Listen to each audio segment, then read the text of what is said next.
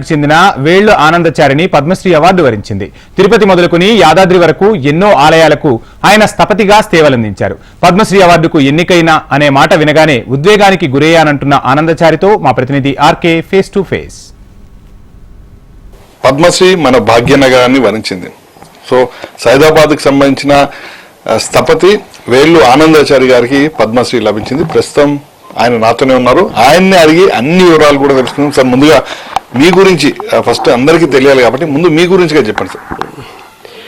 నేను బెల్లంపల్లి అనే గ్రామంలో చిత్తూరు పక్కన జన్మించాను. కానీ నా స్థిర నివాసం మొత్తం కూడా హైదరాబాద్లోనే ఉండిపోయింది. నేను కేవలం ఎస్ఎల్సి వరకు మాత్రమే చదివాను అక్కడ. 1972 నుంచి 75 వరకు తిరుపతి శిల్ప కళాశాలలో ప్రథమ స్థాయిలో అంటే ఫస్ట్ క్లాస్లో పాస్ అవ్వడం జరిగింది. అక్కడ చదువుకున్న తర్వాత ఆ చదువుకున్న రోజుల్లో అనేకమైనటువంటి కష్టాలు. ఎందుకంటే 4 ఏళ్ళు అంటే చాలా కష్టమైంది. అప్పుడు 40 రూపాయలు స్టైఫండ్ ఇచ్చేవాళ్ళు, 10 రూపాయలు మాత్రం అమ్మకు. ఎందుకంటే నాన్న లేరు కాబట్టి అమ్మ మాత్రం, నాయన చనిపోయిన తర్వాత అమ్మ మాత్రం మిగిలింది. అమ్మని నేను కాపాడుకున్న బాధ్యత కాబట్టి నెలకు 10 రూపాయలు మనీ ఆర్డర్ చేసేవాడిని. 30 రూపాయలు నేను భోజనం చేసేవాడిని.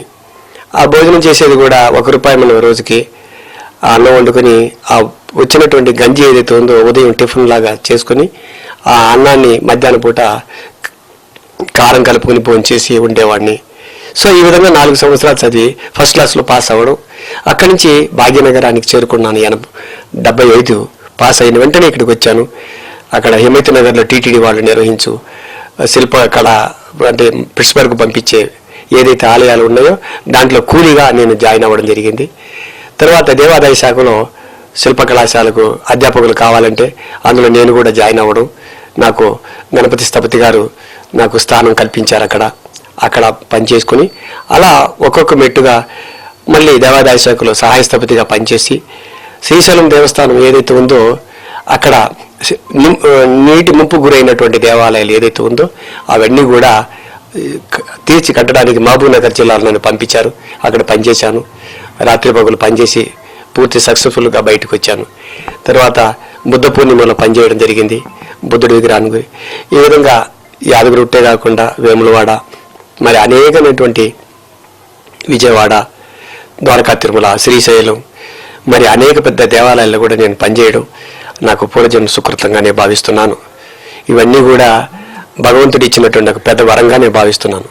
మొత్తానికి కష్టే ఫలి అన్న పదానికి ఖచ్చితంగా ఆనందచారి గారు ఒక నిదర్శనం. కష్టపడితే పద్మశ్రీ లాంటి అవార్డులు ఎన్నో వరిస్తాయనేది ఆయనను చూసి నేర్చుకోవచ్చు. ఒక కూలిగా తన ప్రయాణాన్ని ప్రారంభించిన ఎంతో ఏకాగ్రతతో శిల్పకళని ఔపాసన పట్టి ఈరోజు పద్మశ్రీ అవార్డు ఆయన సొంతమే కాదు, మన సొంతం కూడా, మన భాగ్యనగర సొంతం కూడా. మనం కూడా ఎంతో గర్వంగా ఫీల్ అయ్యే క్షణాన్ని ఆయన మనకు కూడా అందించారు. వీడియో జర్నలిస్ట్ సతీష్తో ఆర్కే హెచ్ఎం టీవీ.